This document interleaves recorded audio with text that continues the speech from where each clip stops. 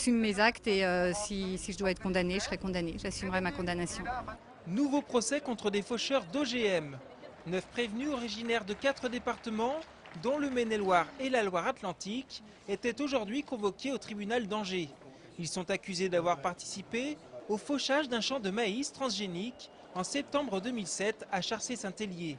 Leur présence dans la salle d'audience n'aura cependant duré que 10 minutes. Le procès a en effet été reporté à leur demande au 4 décembre prochain. Les confrères qui devaient défendre ces prévenus sont indisponibles, notamment le principal, qui est un avocat de Toulouse et qui plaide aujourd'hui à Bordeaux pour une autre affaire de cette même nature.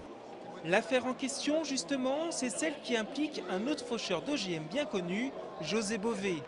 Pour les anti-OGM, le procès de Bordeaux, comme celui d'Angers, est l'occasion de porter le débat au niveau de la justice, mais pas seulement.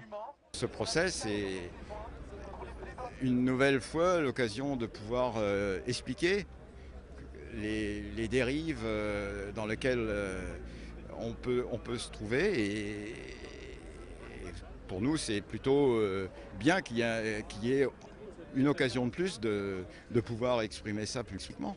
Pour les anti-OGM, ce procès est aussi l'occasion d'engager un rapport de force avec Terrena. Terrena, c'est la coopérative à laquelle étaient destinées les semences du maïs fauché et qui a donc porté plainte. Dans un communiqué de presse, Terrena explique de son côté avoir toujours voulu engager le débat autour des OGM. Ironie de l'histoire, le maïs en question était du Monsanto 810 qui, depuis mars 2008, est interdit en France.